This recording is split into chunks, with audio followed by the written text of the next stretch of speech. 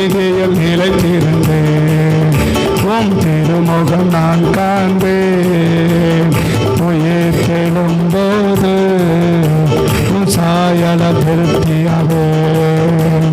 ஜீவனை விடவும் அன்பு அது எத்தனை நல்லது.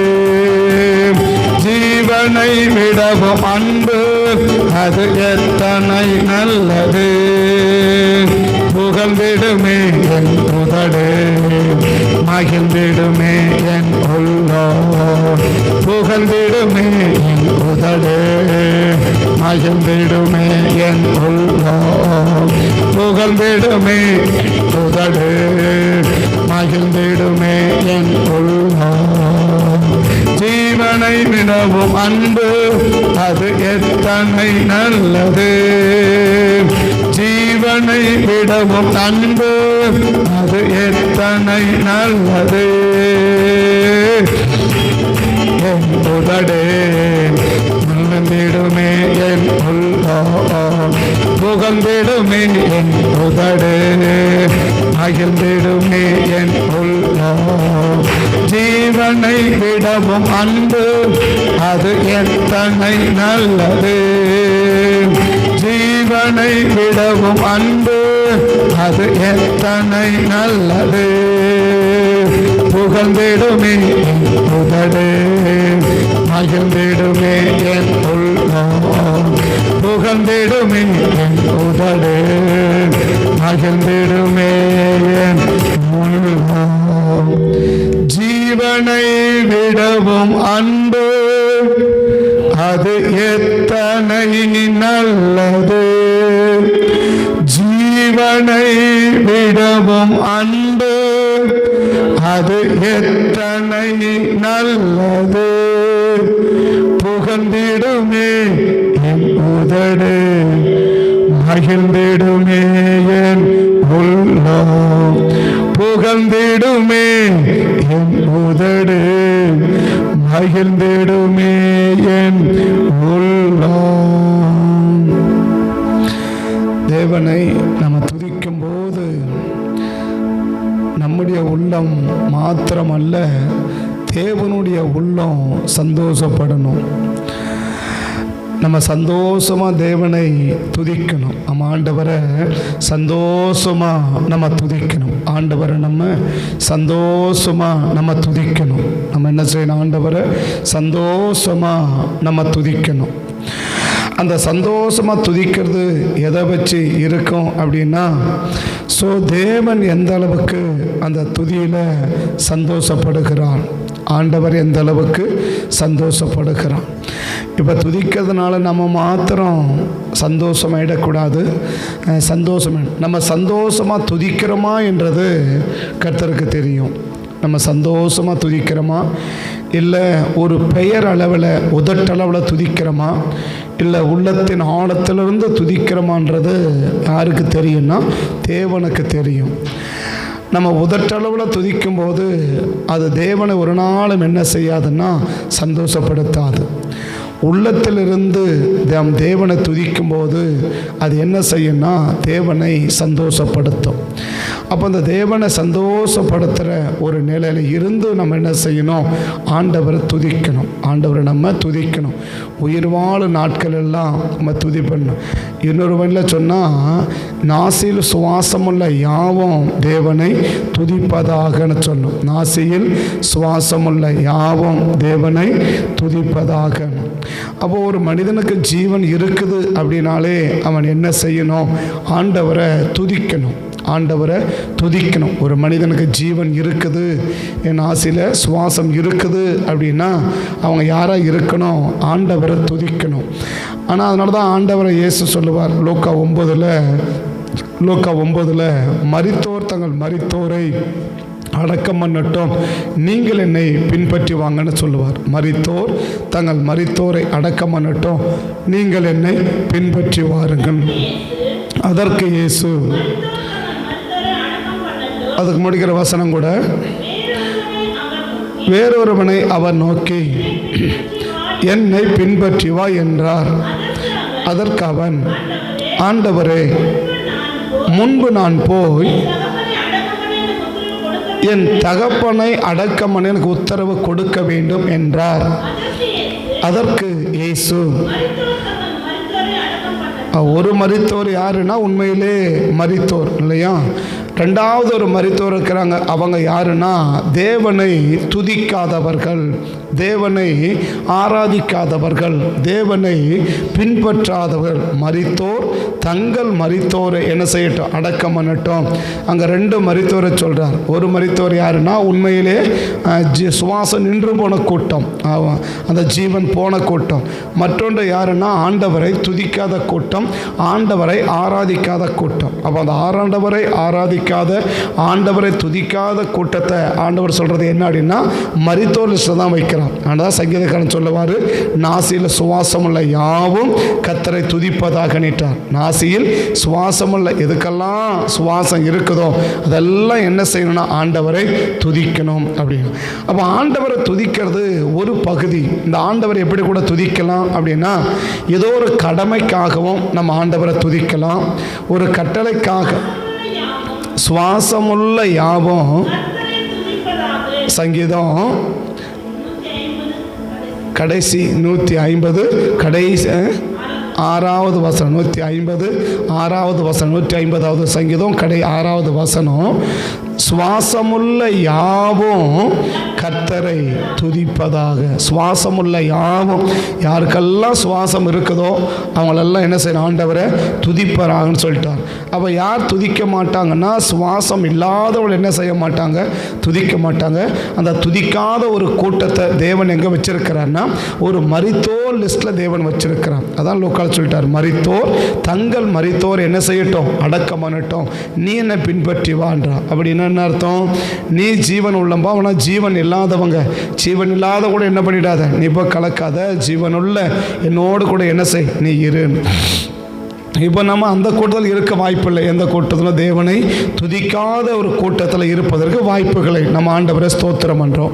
ஆனால் அந்த ஸ்தோத்திரத்தை நம்ம எப்படி பண்ணுறோம், ஆண்டவரை எப்படி துதிக்கிறோம், அதை தான் அந்த காலையில் நம்ம கவனிக்கணும். ஆண்டவரை நம்ம எப்படி துதிக்கிறோம், ஆண்டவரை துதிக்கிறோமே, இந்த ஆண்டவரை துதிக்கிறது எப்படி துதிக்கிறோம், மகிழ்ச்சியோடு துதிக்கிறோமா, இல்லை ஒரு கடமைக்காக, ஒரு நிர்பந்தத்துக்காக, ஒரு நிபந்தனைக்காக, இல்லை உதட்டு அளவில் இல்லை ஸ்தோத்திரம் பண்ணுவோம் அப்படின்னு சொல்லும்போது நம்ம ஸ்தோத்திரம் பண்ணுறோமா, நம்ம உள்ள மகிழ்ச்சியோடு துதிக்குதான்.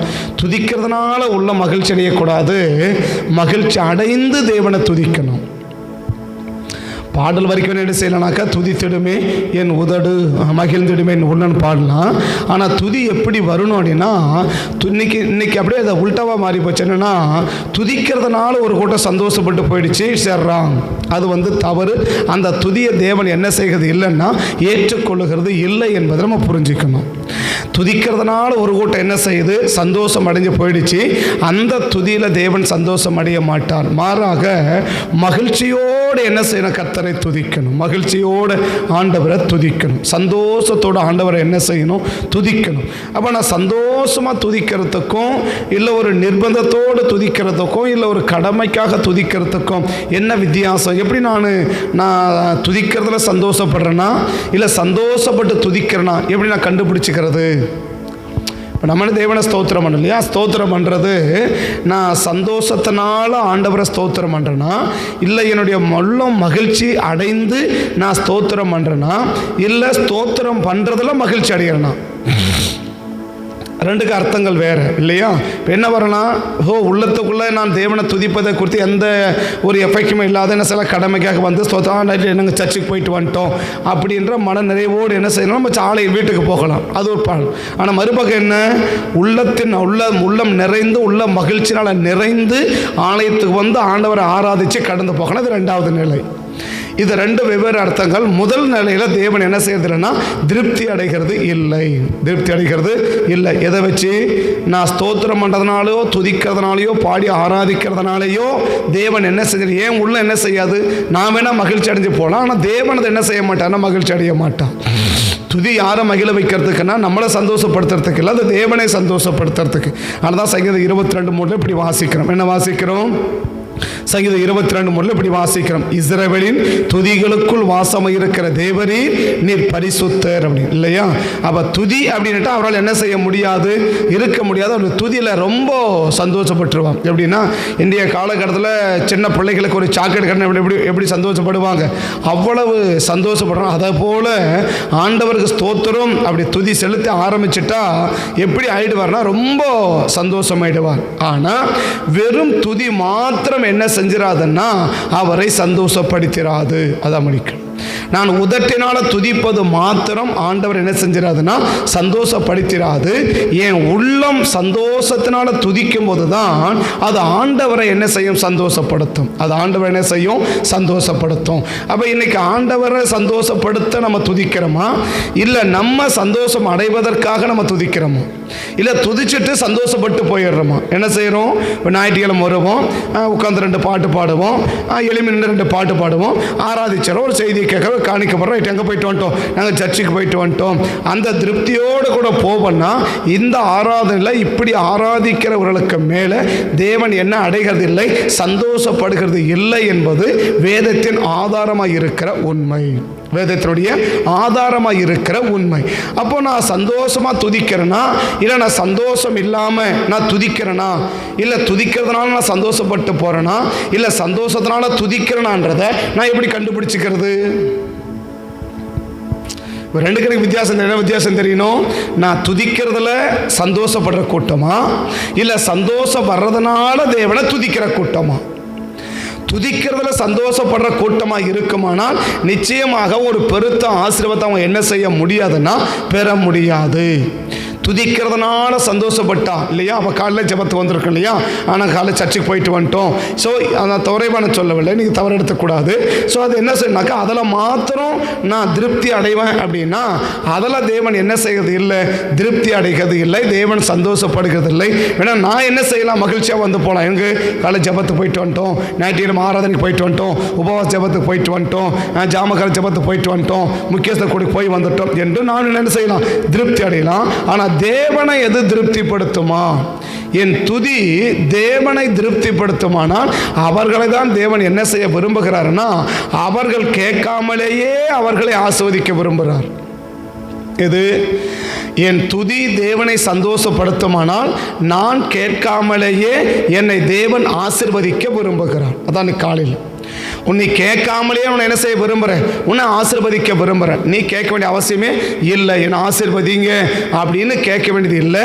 நீ கேட்காமலேயே நான் உன்னை என்ன செய்ய விரும்புகிறேன், உன்னை ஆசீர்வதிக்க விரும்புகிறேன். நீ கேட்காமலேயே நீ உன்னை ஆசீர்வதிக்க, அதான் நீ காலையில் கத்த சொல்கிறது. நீ கேட்காமலேயே உன்னை ஆசீர்வதிக்க, நீ கேட்காமலேயே உன்னை ஆசீர்வதிக்கணும் அப்படின்னா, நீ கேட்காமலேயே கர்த்தர் உனக்கு தரணும் அப்படின்னா, ஸோ நீ துதிக்கிறதுனால சந்தோஷப்படுற கூட்டமாக இருக்கக்கூடாது, சந்தோஷத்தினால தேவனை துதிக்கிற கூட்டமாக இருக்க வேண்டும்.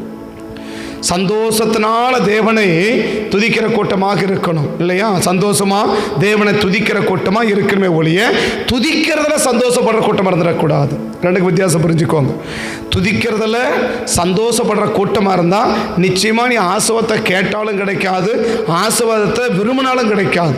ஆனால் துதிக்க மகிழ்ச்சியினால தேவனை துதிக்கிற கூட்டமாக இருந்தால், மகிழ்ச்சியினால தேவனை துதிக்கிற கூட்டமாக இருந்தால் நான் கேட்காமலே என்னை தேவன் ஆசீர்வதிக்க விரும்புகிறார். அண்ணா கேட்காமலேயே கர்த்தர் ஆசீர்வதிக்கிறாருன்னா நான் புரிஞ்சுக்கலாம், என் துதியில தேவன் என்ன செய்ய விரும்புகிறார், ஆண்டவர் சந்தோஷப்படுகிறார். அப்ப நான் சந்தோஷமா என்ன செய்கிறேன், நான் தேவனை துதிக்கிறேன் என்பது தேவனுடைய பார்வையிலும் தேவ சமூகத்தில் நாம் நிதானிச்சுக்கலாம். இன்னைக்கு நம்ம எந்த கூட்டமாக இருக்கிறோம்? துதிக்கிறதுல சந்தோஷப்படுற கூட்டமா, இல்லை சந்தோஷம் வர்றதுனால துதிக்கிற கூட்டமா? என்ன கூட்டம்? துதிக்கிறதுனால சந்தோஷப்படுற கூட்டமா, இல்லை சந்தோஷம் அடையிறதுனால ஆண்டவரை துதிக்கிற கூட்டமா? இதை 2க்குள்ள வித்தியாசத்தை வச்சு தான் இன்னைக்கு நம்ம கேட்டாலும் கர்த்தரை ஆசீர்வதிக்கிறதும், கேட்காமலேயே தேவனை ஆசீர்வதிக்கிறதும், ஸோ கேட்ட பிறகும் ஆசீர்வதிக்காம போகிறதும், கேட்கனாலும் ஆசீர்வதிக்காம போகிறது, இதை 2 வச்சு தான் இன்னைக்கு இருக்குது என்பதை, இது ஒன்று தான் இல்லை. ஸோ இதுவும் ஒரு காரணம் நீ புரிஞ்சுக்கணும். அப்போ நான் தேவனை துதிக்கிறதுனால நான் என்ன செஞ்சிடக்கூடாது, சந்தோஷப்பட்டு போகிற கூட்டமாக நான் இருந்து விடக்கூடாது. மாறாக சந்தோஷப்படுகிறதுனால ஆண்டவரை துதிக்கிற கூட்டமாக என்ன செய்யணும்? நாம் இருக்க வேண்டும். இப்போ நான் சந்தோஷம் மட்டும் ஆண்டவரை துதிக்கிற கூட்டமாக இருந்தேன்னா ஒரு வாலியன்ட்ரி இன்வால்மெண்ட் நமக்குள்ளாக இருக்கும். இல்லை உற்சாகத்தோடு செயல்படுகிற ஒரு நபர்களாக நம்ம இருப்போம். உற்சாகத்தோடு ஒரு நபர், யாருடைய தூண்டுதலும் இல்லாமல், யாருடைய ஏவுதலுமே இல்லாமல், யாருடைய நிர்பந்தமும் இல்லாமல், யாருடைய நிபந்தனையுமே இல்லாமல் ஒரு மனப்பூர்வமாக ஒரு உற்சாகத்தோடு ஒரு செயல்படுகிற கூட்டமாக இருப்போமானால் நான் சந்தோஷப்பட்டு ஆண்டவரை துதிக்கிற கூட்டம் என்பதை இன்னைக்கு நான் விளங்கிக்கணும். இப்போ சர்ச்சு பண்ண துதிக்க ஸ்தோத்திரம் யாரும் சொல்லக்கூடாதுன்னா, யாரோ ஒருவர் சொல்லி நான் என்ன செய்யக்கூடாது? ஸ்தோத்திரங்கள் வரக்கூடாது. கையை வேகமாக தட்டுங்க அப்படி யாரோ ஒரு சொல்றதுனால என்ன செய்யக்கூடாது? நான் கைகளை வேகமாக தட்டக்கூடாது. வாய்களை திறந்து பாடுவோம் அப்படி யாரோ ஒருவர் சொல்றதுனால என்ன செய்யக்கூடாது? நான் வாய்களை திறந்து பாடக்கூடாது. நான் சந்தோஷம் எப்படி நடந்துக்குவேன்? ஒரு பிள்ளை சந்தோஷமா இருக்குது, என்ன பண்ணும்? அது பாட்டுக்கு ஓடும், அது உட்கார, அதை எடுக்க, இதை பண்ணி என்னென்னமோ பண்ணிகிட்டே இருக்கும். அதை யாரும் என்ன செய்யவே மாட்டாங்க? இதை செய்ய, அதை யாரும் என்ன செய்ய மாட்டாங்க? ஆக்டிவேஷன் பண்ணவே மாட்டாங்க. ஒரு தானாகவே என்ன செய்யும்? ஆக்டிவேஷன் அது இருக்கும். தானாகவே ஒரு செயல்பாடு ஒரு கர்த்தருடைய பிள்ளைகளுக்குள்ள வரலன்னா அவங்க உற்சாகத்தை இழந்து நிற்கிறார்கள் என்ற அர்த்தம். அவங்க மகிழ்ச்சியோடு தேவன் என்ன செய்யல? ஆண்டவரை அவர்கள் துதிக்கவில்லை. துதி என்பதனால ஸ்தோத்திரம் பண்றது மட்டும்தான் தேவனை துதி இல்லை. தேவனை சந்தோஷப்படுத்தக்கூடிய செயல் எல்லாமே தேவனை துதி தான். இதோ ஆண்டவரே ஸ்தோத்திரம் ஸ்தோத்திரம் ஸ்தோத்திரம் அது சொல்றது மாத்திரம் துதி அல்ல. துதி என்ன? கர்த்தரை உயர்ந்த துதி. அதான் சங்கீதம் சொல்லுவாரு, கர்த்தரை உயர்ந்த துதி அப்படின்னா, கர்த்தருடைய உயர்ந்த துதி, கர்த்தருடைய உயர்ந்த துதி அப்படின்னுவா. கர்த்தரை உயர்த்துறது என்னது? அது உயர்ந்த துதி தான். இன்னைக்கு கர்த்தரை உயர்த்துகிற, தேவனை சந்தோஷப்படுத்துகிற ஒரு நிகழ்வு எங்க நடக்குதோ அந்த இடத்துல தான் நான் எப்படி துதிக்கிறேன்னு அர்த்தம். நான் மகிழ்ச்சியோடு ஆண்டவரை துதிக்கிறேன்னு அர்த்தம். நான் இன்னைக்கு மகிழ்ச்சியோடு ஆண்டவரை துதிக்கிறேன்னா இல்லை துதிக்கிறதுல மகிழ்ச்சி அடைகிறேன்னா? இது ரெண்டுக்குள்ள வித்தியாசம் தான் இன்னைக்கு நீங்கள் பார்க்கணும். நம்ம எப்படி பார்க்கணும்? இதை ரெண்டுக்குள்ள வித்தியாசத்தை இன்னைக்கு நம்ம பார்க்கணும். என்ன வித்தியாசத்தை? துதிக்கிறதுனால நான் சந்தோஷப்படுற கூட்டமா, இல்லை சந்தோஷப்படுகிறதுனால கர்த்தரை துதிக்கிற கூட்டமா? இப்போ நான் சந்தோஷப்பட்டு கர்த்தரை துதிக்கிறபடி இருப்பேன்னாக்க யாரும் என்ன செய்ய முடியாது? நான் சந்தோஷமா இருக்கிறேன்னா யாரும் என்ன செய்ய முடியாது? என்னை நிர்பந்திக்க முடியாது, என்னை ஆக்டிவேஷன் பண்ண முடியாது, என்னை நடத்துவதில்லை. நடத்தக்கூடாதுன்னு சொல்லவில்லை, பட் இப்படி செய்யறதுனால இதை செய்யுங்க, இதை செய்யுங்க, இப்படி பண்ணுங்க. ஒரு முறைக்கு 4 முறை வாய்களை திறந்து பாடுவோம், சத்தங்களை உயர்த்தி பாடுவோம், நல்ல கைகளை தட்டுவோம் அப்படின்னு இன்னைக்கு பல முறை ஒரு நபர் சொல்றாங்கன்னா துதிக்கிற கூட்டம் யாராக இல்லை அப்படின்னா சந்தோஷமா துதிக்கிற கூட்டமாக இல்லை என்பதை அவங்க துதிக்கிறவங்க விளங்கிக்கணும். இப்போ பாடல் என்ன செய்யணும்? இப்போ பாடல் ஒன்று நடத்துகிறாங்க இல்லையா? அவங்க எப்படி நடத்தணும் நம்மளை?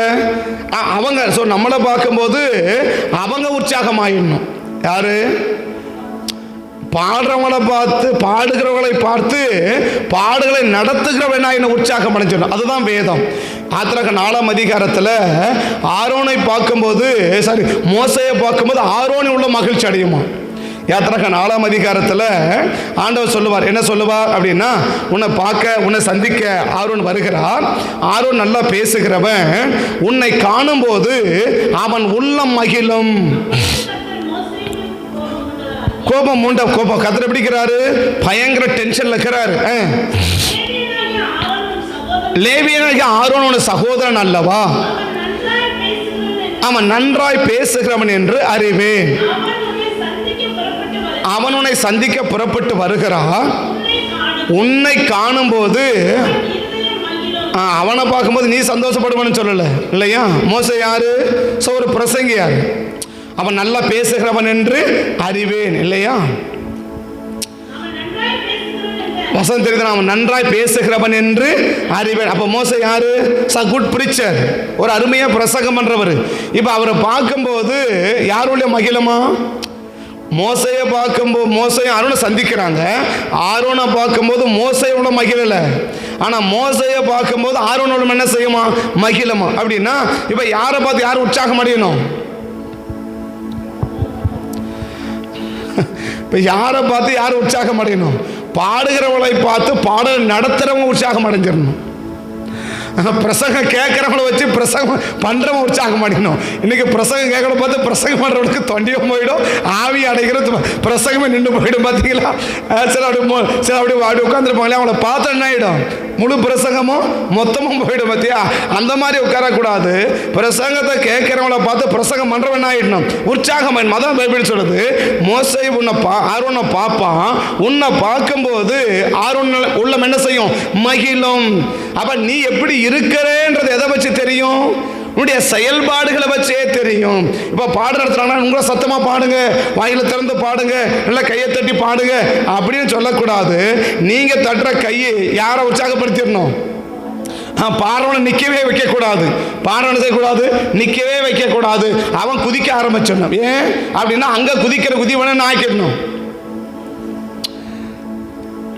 அதாவது இன்னும் சொல்ல போனால் நீதிமொழியின் புஸ்தகம் 13ஆம் அதிகாரத்தில் கடைசி 2 வசனம் படிங்க பார்க்கலாம். நீதிமொழி 13, ஞானிகளோடு சேரும்போது, ஞானிகளோட 20வது வசனம் பாருங்க. ஞானிகளோடு சஞ்சரிக்கிறவ, அப்போ எனக்கு ஞானம்னா நான் என்ன செய்ய, இப்போ எனக்கு ஞானம் வேணும்னு வச்சுக்கோங்க, எனக்கு புத்தி வேணும் அப்படின்னா என்ன செய்ய, புத்தி உள்ளவனோடு சஞ்சரிக்கணும் இல்லையா, புத்தி உள்ளவனோட ஃப்ரெண்ட்ஷிப்பாக இருக்கணும் இல்லையா. அது எப்படி இப்போ இது கேட்டப்பட்டு எடுத்து என்னது, இவன் நல்லா பாடுகிறவனோடு சேர்ந்தா என்ன ஆகிடுவான், இப்போ நல்லா பாடுறவன் நல்லா கையை தட்டி பாடுறன்னு வச்சுக்கோங்களேன். இப்போ அந்த பாடுறவனோடு இவன் சேர்ந்தா இவன் என்ன ஆகிடணும், புரிதான் சொல்றது. இப்ப ஞானிகளோடு சஞ்சரிக்கிறவன் என்ன அடைவான், ஞானம் அடைவான் இல்லையா. இப்ப நல்லா பாடி ஆராதிக்கிறவனோடு சேரவரும் என்ன மாறிடணும், நல்லா பாடி ஆராதிக்கிறவன் மாறிடணும் இல்லையா. அது இப்படி கூட சொல்லலாம் இல்லையா. நீங்க நல்லா பாடி ஆராதிக்கிறவங்கன்னா உங்களை எப்படி கண்டுபிடிச்சிக்கிறது, நம்மளை எப்படி கண்டுபிடிச்சிக்கிறது, நம்ம நல்லா பாடி ஆராதிக்கிறவங்க அப்படின்னு நம்மளை எப்படி கண்டுபிடிச்சிக்கிறது. இப்போ நான் நல்லா பாடி ஆராதிக்கிறவன் எனக்கு தெரியணும் இல்லையா, நான் நல்லா பாடி ஆராதிக்கிறவனா அப்படின்னு எனக்கு எப்படி தெரியறது. என் கூட சேர எவ்வளோ பேர் நல்லா பாடி ஆராதிக்கிறாங்க, இல்லை பாடி ஆராதிக்கிறவங்களா என் கூட சேர்றாங்களா, புரியல இல்லையா.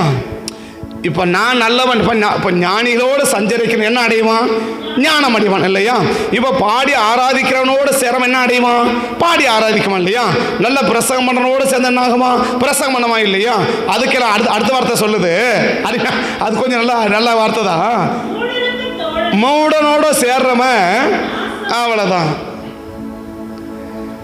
இப்ப நீ ஆசீர்வாதமா இருக்கிறதும் ஒண்ணுமா போறது யார் கையில் இருக்கு, நீ சேருகிற அவரோடு தான் இருக்கு. நல்லவனோட சேர்ந்த என்ன ஆயிடுவான், நீ நல்லவனோட மாறிடலாம். ஞானிகளோட சஞ்சரிக்க என்னவா மாறுறான், அவன் ஞானியா மாறிட்டே இருக்கிறான் இல்லையா. மூடனோட சேர்றவன் நாசம் அடிச்சு போயிட்டே ஒண்ணும் இல்லாம போயிட்டே இருக்கிறான், அவ்வளவுதான். மூடனா யாரு, புத்தி இல்லாதவங்கள, மண்டையில் மூளையே இல்லாதவன்னு வச்சுக்கோங்களேன், மண்டையில் மூளையே இல்லாத கூட்டத்தை வச்சுக்கோங்களேன். இப்போ அந்த கூட்டத்தோட சேரும்போது என்ன உண்டாகுன்னா, நீ என்னவாயிடுவ, நீ ஒண்ணுமில்லாம போயிடுவேன்றாரு. அப்போ நம்ம யாரு கூட சேர்றோம், இப்போ ஆரோன் மோசே யாரு கூட சேர்றாரு, இப்போ ஆரோன் மோசே கூட சேர்றான் இல்லையா. அப்படி பார்த்தோன்னா அவரோட என்ன செய்யுது, அப்படி சந்தோஷப்படுது இல்லை. இப்போ நம்ம யாரோட சேருகிறோமோ அதை வச்சது என்னது, இப்போ தேவன் நம்ம நல்லா பாடி ஆராதிக்கிற கூட்டம் வந்தா உள்ள நிற்கிறாள் என்ன செய்யக்கூடாது, தரையிலே நிற்க கூடாது இல்லையா. ஆனால் நம்ம என்ன பண்ணுவோம், உள்ள மோடி நிற்கிறவன் தொண்டையை பிடிச்சி அவனை காலி பண்ணி கீழே தள்ளுற வரைக்கும் நாம் என்ன செய்ய மாட்டோம். அப்படியா, அப்புறம் சரி சொல்லுங்க பார்க்கலாம், அப்புறம் என்ன சொல்றீங்க, பாடுங்க பார்க்கலாம். அப்படி உட்காந்து என்ன செய்ய, ஒன்றும் செய்ய முடியாதுல்ல. அப்போ என்ன செய்யணும்னாக்க, நான் உற்சாகமா இருக்கிறேனா, நான் சந்தோஷமா இருக்கிறத என் கூட சேரும் எப்படி தெரியும், யாருடைய தூண்டுதலுமே இல்லாம நான் செய்யறேன் பத்தியா, அந்த செயல்பாட்டுக்கு பேர் தான் நான் மகிழ்ச்சியோட தேவனை ஆராதிக்கிறது. இந்த எல்லைக்குள்ள இன்னைக்கு யார் நிற்கிறோமோ அவர்களை தான் கர்த்தர் என்ன செய்ய விரும்புகிறார்னா, அவர்கள் கேட்காமலேயே கர்த்தர் என்ன செய்ய விரும்புகிறான், ஆஸ்வதிக்க விரும்புகிறான். இப்ப நான் சந்தோஷமா கர்த்தர் என்ன செய்யணும், துதிக்கணும். நான் படுற சந்தோஷத்துல அவர் சந்தோஷப்பட்டுறணும், அவ்வளவுதான். நான் படுற சந்தோஷம் என்ன ஆயிடணும், அவரை சந்தோஷப்படுத்திடணும். அவர் சந்தோஷம் அவர் என்ன பண்ணிடுவாரு, அவர் சந்தோஷப்பட்டு அவர் என்ன பண்ணிடுவாரு, நான் கேட்காமலே இருக்கிறத பத்தாதுன்னு இன்னும் சேர்த்து கொடுத்துருவாரு. இன்னைக்கு ஆண்டவரே கொடுங்க கொடுங்க கொடுங்க கொடுங்கன்றமல்ல, இன்னைக்கு என்ன தெரியலன்னா, தேவனை சந்தோஷப்படுத்துவதற்கு இன்னைக்கு நமக்கு தெரியவில்லை. அதான் ப்ராப்ளம். இன்னைக்கு கொடுங்கன்ற என்ன செய்யக்கூடாது, போட்டு அவரை புட்டிச்சு அடிச்சு நெருக்கி அவளை உலுக்கி அதை பண்ண இதை பண்ண போட்டு அதை நெருக்கி கஷ்டப்பட்டு சரி என்ன பண்றது, சரி எங்க தான் எடுத்துடும் அந்த மாதிரி வாங்கக்கூடாது. ஸோ நம்ம கேட்காமலேயே என்ன செஞ்சிடணும், தேவன் நம்மளை ஆசீர்வதிச்சிடணும். அப்ப நம்மளை கேட்காமலேயே நம்மளை ஆசீர்வதிச்சிட்டாருன்னா என்ன அர்த்தம், நான் தேவனை சந்தோஷப்படுத்திட்டேன்னு அர்த்தம். ஒரு ஆசீர்வாதத்தை நான் கேட்காமலே கதை என்ன செய்கிறாரு, எனக்கு கொடுக்குறாரு, கதை எனக்கு தராரு, நான் கேட்காமலே எனக்கு கொடுக்குறாருன்னா நான் புரிஞ்சுக்கலாம், ஓ நான் என்னுடைய செய்ய என்ன பண்ணியிருக்குது, தேவனை சந்தோஷப்படுத்தி இருக்குது. அப்போ தேவனை ஒரு மனிதனுடைய செயல்பாடுகள் துதி சந்தோஷப்படுத்தலைன்னா அவன் எவ்வளவு நிர்பந்தம் பண்ணினாலும் தேவன் என்ன செய்ய மாட்டான்னா கர்த்தர் அவர்களை ஆஸ்வதிக்க மாட்டார். கேட்டால் கூட தேவன் ஆஸ்வதிக்க மாட்டார். அதான் ப்ராப்ளம். இன்னைக்கு ஏன் நம்மளை கேட்டால் கூட தேவன் நம்மளை ஆஸ்வதிக்க மாட்டா இருக்கிறார் என்ன, நம்முடைய செயல்பாடுகள் தேவனை சந்தோஷப்படுத்தியிருக்கான்னு பாருங்க. அப்ப எந்த செயல்பாடு தேவனை சந்தோஷப்படுத்தும், நான் சந்தோஷமா இருந்துட்டா அவர் சந்தோஷமாயிடுவார். அவ்வளவுதான். நான் சந்தோஷமா இருந்தா அவர் சந்தோஷமாயிடுவார். இப்ப நான் சந்தோஷமா இருக்கேன் எப்படி கண்டுபிடிக்கிறது, இப்ப சிரிக்கிறதுனால சந்தோஷமா இருக்கிற அர்த்தமா, உள்ளுக்குள்ள எவ்வளவு வேதனை வச்ச வழி என்ன செய்யலாம், சிரிக்கலாம்ல. உள்ளுக்குள்ள சொல்ல பயங்கர நெருக்கடியை வச்சுன்னு பயங்கர போராட்டத்தை உள்ள வச்ச உடனே என்ன செய்ய முடியும், சிரிக்க முடியல. சிரிக்கிறது மகிழ்ச்சியின் அடையாளமாக ஒரு அடையாளமாக இருக்கலாம், அதுதான் அடையாளம் என்று அர்த்தம் அல்ல. அதுதான் அடையாளம் என்று அர்த்தம் அல்ல. என்னுடைய செயல்பாடுகள் நீங்க சொல்றதுன்னா, சோ யாருடைய தூண்டுதலுமே இல்லாம நான் ஒரு தானாக இயங்குகிற ஒரு நபராக இருப்பேனானால் நான் சந்தோஷமா இருக்கிறேன் என்பதை நம்ம புரிஞ்சுக்கலாம். சரி, வீட்டில் சந்தோஷம் இருந்தால் எப்படி நடக்கும், வேலையெல்லாம் எப்படி நடக்கும், சந்தோஷமா இருந்தனா வேலை எப்படி நடக்கும், வீட்டில் 10 நிமிஷத்தில் மொத்த வேலையும் முடிஞ்சிடும் இல்லையா. அதே துக்கத்தோடு செஞ்சால் எப்படி பிடிக்கும், 10 மணி நேரம் ஆனாலும் வேலை நடக்காது. இப்போ நடக்கிற வேலையை வச்சு புரிஞ்சுக்கலாம் வீடு எப்படி இருக்குன்னு அர்த்தம். சந்தோஷமா இருக்கிறாங்களா, சந்தோஷத்தை இழந்து நிற்கிறாங்களா புரிஞ்சுக்கலாம். அப்ப நான் யாருடைய தூண்டுதலுமே இல்லாம சொன்ன ஒரு வாலியன்றா செயல்படுகிற ஒரு நபரா இருந்தேன்னா நான் எப்படி இருக்கிறேன், நான் சந்தோஷமா இருக்கிறேன். நான் சந்தோஷமா இருந்துட்டா கர்த்தர் சந்தோஷமாயிடுவார். அப்ப யாருடைய தூண்டுதலாவது இதை பண்ணு அதை பண்ண என்ன செய்ய, வழிகாட்டுதல் வேறு, வழிகாட்டுதல் வேறு, வழி நடத்துதல் வேறு. நான் அதை சொல்ல விரும்பல, வழிகாட்டுதல் வேறு, வழி நடத்துதல் வேறு. சோ ஒரு வாலியன்ட்ரி இன்வால்வ்மெண்ட், தானாகவே இயங்குகிற செயல்படுகிற ஒரு அனுபவங்கள், தானாகவே செயல்படுகிற ஒரு நிலை ஒரு கர்த்தருடைய பிள்ளைகளுக்கு இருக்குமானால் நான் எப்படி இருக்கிறேன், நான் சந்தோஷமா இருக்கிறேன். கர்த்தர் நான் சந்தோஷமா இருந்தாலே கர்த்தர் சந்தோஷமாயிடுவா. நான் சந்தோஷமா இருக்கிறதுக்கு அடையாளமே என்னன்னா, யாரும் என்னை நிர்பந்திக்க கூடாது, யாரும் என்னை நிர்பந்திக்க அவசியம் இல்லை. பட் நானாகவே என்ன செய்வேன்னா எழும்பி செயல்பட ஆரம்பிக்குமே. அந்த எழும்பி செயல்படுகிறது எந்த சம்பந்தமாக இருக்கலாம், அது துதின்னு சொல்றதா இருக்கலாம், ஆலயத்துக்கு வாங்கன்னு சொல்றதா இருக்கலாம், வேலை செய்யணும்னு செய்யறதா இருக்கலாம், குடுங்கன்னு சொல்றதா இருக்கலாம். எனிபடி எதுவுமே என்ன செய்ய முடியாதுன்னா எழுப்பி கூட ஸ்தோத்திரம் பண்ணுவோம், இன்னைக்கு ஜெபத்துக்கு வாங்க, இன்னைக்கு வாங்க, இன்னைக்கு வாங்க. ஒவ்வொருவரா போன் என்ன செய்யக்கூடாது, கயிறை கட்டி இழுக்க கூடாது. இன்னைக்கு ஒவ்வொரு நாள் என்ன செய்வேன்னா கயிறை கட்டி இழுக்கிறது இல்லை, இன்னைக்கு பெரிய பெரிய பொக்கிங்கனை வச்சு தூக்கின வர வேண்டியதாக்குது. என்ன காரணம் அப்படின்னா உற்சாகம் இல்லை. அதான் ப்ராப்ளம், அதான் ப்ராப்ளம். உற்சாகம் இல்லை. ஏன் நீ சந்தோஷம் இல்லை, இன்னும் தூய்னா பெரிய பெரிய இதை கொண்டாந்து வச்சு உன்னை கிரீன் கொண்டாந்து பெரிய பெரிய ராட்சத கிரீனில் கொண்டு வந்து தூக்கி உட்கார வச்சுட்டு ஸ்தோத்திரம் பண்ணுங்க அப்படின்னா அதெல்லாம் தேவன் என்ன செய்ய மாட்டான்னா கர்த்தர் சந்தோஷப்பட மாட்டா. அதான் 2 கொரிந்தியர் 6-7 அதிகாரத்தில் பவுல் இப்படி சொல்றார். என்ன சொல்றது, அவனவன் கட்டாயமாயும் அல்ல, விசனமாயும் அல்ல, மனப்பூர்வமாய், மனப்பூர்வமாய், அவனவன் விசனமாயும் அல்ல, கட்டாயமாயும் அல்ல, அந்த ஒரு வார்த்தை உற்சாகம், உற்சாகமாய். அப்ப என்ன இருக்கும், உற்சாகம் இருக்கணும். அந்த உற்சாகத்தை இழந்து ஒரு நபர் செயல்படுவார்களானால் அது எவ்வளவு காரியம் கர்த்தர் என்ன செய்யாதுன்னா ஒரு நாள் தேவனை சந்தோஷப்படுத்தாது, ஒரு நாள் கர்த்தரை சந்தோஷப்படுத்தாது. உற்சாகம் இல்லாம செய்கிற ஒரு செயல் தேவனை சந்தோஷப்படுத்தாது. அந்த வாலியன்ட்ரியான செயல். அப்ப யார் சொல்றாரு பாரு, மேல சொல்றாரு பாருங்க, அவனவன் விசனமாயும் அல்ல. இன்னைக்கு இதாங்க பிரச்சனையே இருக்கு. என்ன பிரச்சனை, துதிக்க வைக்கிறத அவனை நிர்பந்தம், அவனை பிடிச்சு தள்ள வேண்டியது இருக்குது. 4 ஸ்தோத்திரத்தை வாயில வர வைக்கிறதுக்கு படாத பாடுபட வேண்டியதா இருக்குது. அவனை ஆலயத்தில் கொண்டு வருவதற்கு படாத பாடுபடுத்த வேண்டியதாக இருக்குது. அவனை ஒரு காரியத்தை செய்ய வைக்க என்ன பண்ண வேண்டியது இருக்குது?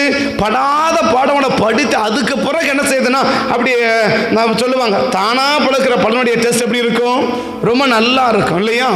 அதை போட்டு அடித்து அதை கொண்டாந்து வெட்டி அதை ஊதல் அடித்து அதை புகை காட்டி அதை மருந்து போட்டு அதை கல்லை போட்டு பழுக்க வைக்கிறது எப்படி இருக்குன்னா அது ஒரு பழம் பார்க்கறது பழம் மாதிரி தெரியுமே தவிர அதனால ஒரு சந்தோஷம் என்ன செய்யாது, இருக்காது என்பதை என்ன செய்யணும் இன்னைக்கு நம்ம விளங்கிக்கணும்.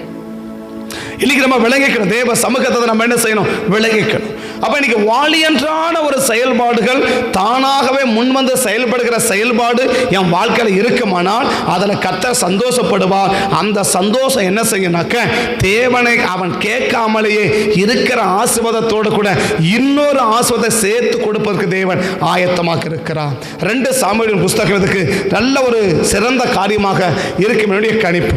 2 சாமுவேலின் புஸ்தகம் 1ஆம் வசனத்தையும் 2வது வசனத்தையும் நீங்க பார்த்தீங்கன்னா 2 சாமுவேல் 7ஆம் அதிகாரம் 1வது வசனத்தையும் 2வது வசனத்தையும் பார்த்தீங்கன்னா நீங்களாக்கி இளைப்பாற பண்ணின போது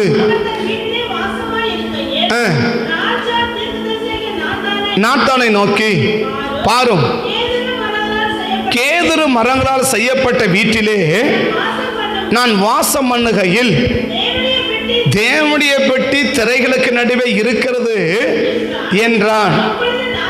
உடனே நாதா சொல்றாரு, உங்களுடைய மனதில் இருக்கிறபடியா என்ன செய்யுங்க, நீங்க சர்ச்சைக்கு முடிவு பண்ணி கண்டுங்க அப்படின்னு சொல்லிட்டு போயிட்டார் இல்லையா? இப்போ அந்த 2 வசனத்துக்கு நல்லா ஆழமா கவனிக்கணும். முதல் வசனம் சொல்லுது, என்ன வசனம்? நோக்கி இல்ல, முதல் வசனம் கர்த்தர் ராஜாவை சுற்றிலும் இருக்கிற எல்லா சத்துருக்களையும் எல்லாத்தையும் அடைக்க போட்டு அழிச்சு போட்ட சத்துருவெல்லாம் நீக்கிட்டார் இல்லையா? இப்போ நம்ம இதை எப்படி நீங்கள் யோசிக்க மாட்டீங்க அப்படி. ஆனால் நான் போய் இப்படி உங்களுக்கு சொல்கிறது இப்படி யோசிங்க. எப்படி யோசிக்கிறதுனா, தாவீது ஏன் சந்தோஷமாயிட்டாரு? எல்லா சத்துருவையும் நீக்கிட்டாரு, அதனால சந்தோஷமாயிட்டாரு அப்படி சொல்லுவோம் இல்லையா? சந்தோஷம் நீக்கிறதுக்கு காரணமே அவன் சந்தோஷப்பட்டதுனால தான் சத்துருவையே நீக்கினார். 3ஆம் சங்கீத தலைப்பை பாருங்க. 3வது சங்கீத தலைப்பை கொஞ்சம் பாருங்க. 3வது சங்கீதனுடைய தலைப்பை கொஞ்சம் பாருங்க. தாவீது தன் குமாரனாகிய அப்சலோமுக்கு தப்பி, யாருக்கு? அடுத்தவனுக்கு இல்ல, வீட்டிலே சத்துரு வெளியிட்டான். சத்துரு வெளியில மட்டும் தான் பரவாயில்ல, சத்துரு எங்க எழுப்பிட்டான்? வெளியில இருக்கிற சத்துருவை ஈஸியா ஃபேஸ் பண்ணிடலாம். வெளியில இருக்கிற ப்ராப்ளத்தை எவ்வளவு பிரச்சனை ஈஸியா ஃபேஸ் பண்ணலாம். ஆனா வீட்டுக்குள்ள ப்ராப்ளம் வந்துச்சு, அதை ஃபேஸ் பண்ணது ரொம்ப ரொம்ப ரொம்ப சிரமம், ரொம்ப ரொம்ப ரொம்ப கஷ்டம். வெளியில எவ்வளோ பெரிய ப்ராப்ளம் வந்தாலும் என்ன செய்ய முடியும்? அதை ஈஸியா ஃபேஸ் பண்ண முடியும். வெளியில வரக்கூடிய எவ்வளோ ப்ராப்ளம் இருந்தாலும் ஈஸியா ஃபேஸ் பண்ண முடியும். ஆனா வீட்டுக்குள்ள வர ப்ராப்ளத்தை அவ்வளவு சீக்கிரம் என்ன செய்ய முடியும்? ஃபேஸ் பண்ணவே முடியாது. இப்ப பிரச்சனை தாவீதுக்கு யாரு?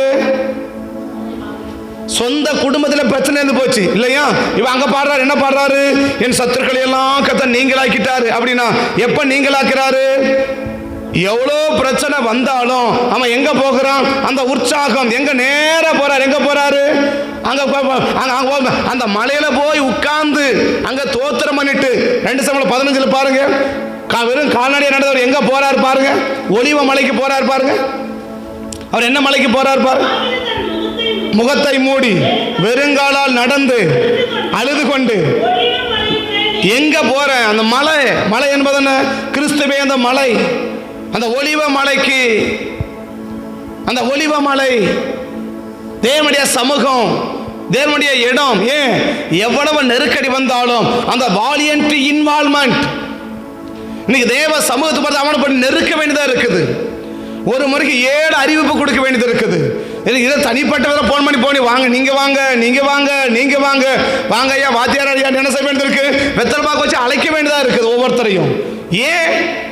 உற்சாகம் இல்லை. உற்சாகம் இல்லாத செய்யற ஒரு செயல்ல தேவன் என்ன செய்யணும்? ஒரு நாளும் திருப்தி அடைய மாட்டார். இப்ப தாவீது பார்க்கிறோம், ஏன் அந்த உற்சாகம் வருது அவருக்கு? சொல்றாரு, என் சத்துருக்களை எல்லாம் நீங்களாக்கிட்டாரு, நான் சொல்றேன், ஒரு ஆடு மேய்க்கிறவனா இருந்தேன், சொந்த குடும்பத்தோட வீட்டில் கூட நான் சேர்க்க முடியாத நிலைமை இருந்தேன். நீ என்ன எப்படி வச்சிருக்கிறாரு? இன்னைய பாண்டு சொன்னா நல்ல அருமையான ஒரு நல்ல மார்பல்ஸ் போல வீட்டில் என்ன ஆண்டவர் வச்சிருக்கிறாரு. கேதுரு மரங்களால் குடியேற கட்டப்பட்ட வீட்டில் நான் வாசம் பண்றேன்றார். ஒரு அருமையான வீட்டில் ஆண்டவர் வச்சிருக்கிறாரு, ஒரு நல்ல ஸ்தானத்தில் வச்சிருக்கிறாரு. ஏங்க நல்ல சந்தை வச்சிருக்கிறாரு? ஏன் ஒரு அருமையான இடத்துல வச்சிருக்கிறாரு? ஏன் ஒரு அருமையான ஆஸ்பத்திரி வச்சிருக்கிறாரு? அது ஏன்னா நான் ஒரு நாள் என்ன செய்யல, சங்கீதம் அத்தனை சங்கீதம் பாருங்க, இவனுக்கு தப்பி ஓடுகையில் அவனுக்கு தப்பி ஓடுகையில், இவன் நெருக்கப்படுகையில் அவன் ஒடுக்கப்படுகையில், இவன் நெருக்கி வரும்போது தாவீது பாடின சங்கீதம், தாவீது பாடின சங்கீதம். நீங்க அது பாட்டா பாடுறோம். அந்த பாட்டு பாரு, என்ன பாட்டு? தாவீது நெருக்கப்படும் போதும், ஒடுக்கப்படும் போதும், வேதனைப்படும் போதும், கஷ்டப்படும் போதும், உயிருக்கு தப்பி ஓடும் போதும் பாடின பாடல்கள் எல்லாம். உயிருக்கு தப்பி ஓடும்போது பாட்டு வருமா? உயிருக்கு தப்பி மகன் துரத்தின்னு வரான், ஆச்சு உயிரை எடுக்க போறான், அப்ப பாட முடியுமா? தேவரீர் உம்முடைய ஆசீர்வாதம் உம்முடைய ஜனத்தோட இருக்கும் சொல்ல முடியுமா? உயிரை எடுக்க மகன் உயிரை எடுக்க வர்றது ஆசீர்வாதம். சங்கீதம் 3 கடைசி வசனம் என்ன? தேவரீர் உம்முடைய ஆசீர்வாதம் உம்முடைய ஜனத்துக்கு மேல இருப்பதாக. கர்த்தருடையது. தேவரீர் உம்முடைய ஆசீர்வாதம் உம்முடைய ஜனத்து மேல இருப்பதாக. என்ன ஆசீர்வாதம்? பெத்த புள்ள மகன் அப்பனை வெட்ட வர்றது ஆசீர்வாதமா? பெத்த புள்ள அப்பனை வெட்ட வர்றது ஆசீர்வாதமா? ஆனா அதை என்ன சொல்ல, என்னவா சொல்ல முடியுது? ஆசீர்வாதம் சொல்ல பாட முடியுது இல்ல? அப்ப தாவீதுடைய காரியம் என்ன? அந்த உற்சாகத்தை ஒரு நாள் தாவீது என்ன செய்யல, யாரும் பாடுப்பா, ஸ்தோத்திரம் பண்ணப்பா, சர்ச்சுக்கு போப்பா அப்ப யாரும் சொல்லல இல்லையா? சர்ச்சுக்கு போறவங்க கூட வேலை வேண்டாம் சொல்லி வச்சிருக்கிறாங்க. அதான் 122 முதல்ல அப்படி சொல்றாரு. என்ன சொல்றாரு?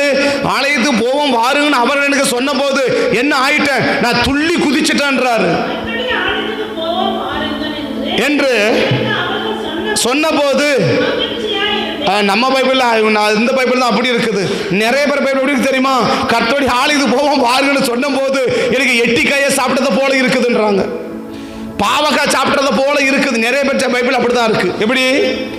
ஆலயத்துக்கு வாங்கன்னு சொன்னா எப்படி இருக்குது?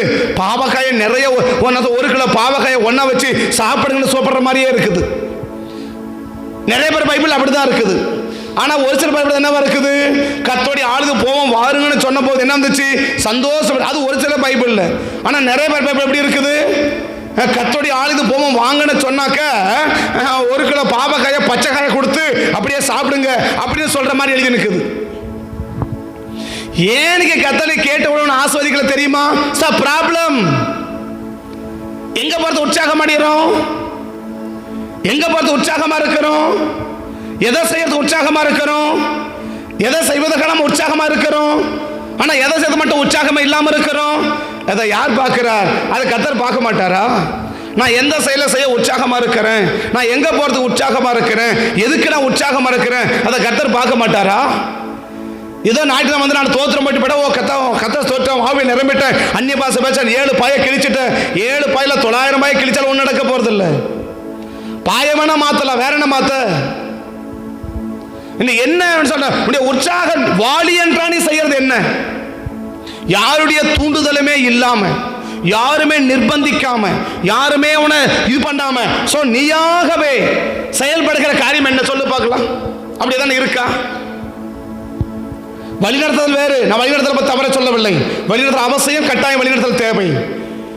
என்ன எதில் உற்சாகம் அடைகிற? இன்னைக்கு ஆடு மேய்க்க போன உற்சாகம் அடையல தாவீது இல்லையா? யுத்தத்துக்கு போப்பானா உற்சாகம் அடையல தாவீது. எதுக்கு உற்சாகம் அடைகிறாரா? ஆடு எனக்கு அங்க தேவனை துதிக்கணும் ஆலயத்துக்கு அப்படி என்ன பண்ண உற்சாகம் அடைகிறாராம், சந்தோஷம் அடைகிறாராம். ஏன் கர்த்தர் ஆஸ்வதிக்க மாட்டாரு? ஆனா கீழே கடைசி வருஷம் அப்படி எழுதுறாரு. என்ன எழுதுறாரு? 122 கடைசி என்ன? 122 கடைசி என்ன? அது முடிக்கிற வசனமும் சேர்த்து உன் அலங்கத்துக்குள்ளே எப்ப சமாதானம் வரும்? சமாதானத்தின் தேவன் சாத்தான சீக்கிரமா காண் நசிக்கப்படுவா, ஜோமைட்டா வந்துருமா சமாதானம்? யார் பாட முடியுது? யாருடைய அலங்கத்துள்ள சமாதானம் சொல்றாரு? யாருடைய அலங்கத்துள்ள சுகனம் சொல்றாரு? உன் அலங்கத்துக்குள்ளே சமாதானமோ, உன் அரண்மனைக்குள்ளே சுகமோ. யார் வீட்டுல சுகம்? எந்த வீட்டுல சுகம்? எந்த வீட்டுல சமாதானம்? கோடி கோடியா பணம் தான் சமாதானம் வந்துடாது. லட்ச லட்சமா பணம் இருக்கிறவங்க சமாதானம் வந்துடாது. எந்த வீட்டில் சமாதானம்? அதான் முதல்ல சொல்றாரு, எனக்கு ஊர் உலகத்துல போகும்போது சந்தோஷம் வரல. எங்க போனா சந்தோஷம் வருது? ஆலயத்துக்கு போகணும்னு சொல்லிட்டா போதும், ஒரே குஷி ஆயிடுவேன், ஒரே குஷி ஆயிடுவேன். இன்னைக்கு ஏன் நம்ம தேவனை ஆஸ்வதிக்க முடியல? இன்னைக்கு ஏன் நம்ம வீட்டில் சுகத்தை கொடுக்க முடியல? இன்னைக்கு ஏன் நம்ம வீட்டில் சமாதானமா வைக்க முடியல? என்ன செய்ய உற்சாகமா இருக்கிற? என்ன செய்ய உற்சாகமா இருக்கிற? எது செய்வது நம்ம உற்சாகமா இருக்கிறோம்? இன்னைக்கு எதுக்கு வாலி என்றா இருக்கிறோம்? தாவீது கடை சொல்லுவாரு, நான் சொல்றேன், இந்த பாருங்க, யார் நல்ல வீட்டில் என்ன செய்றாரு?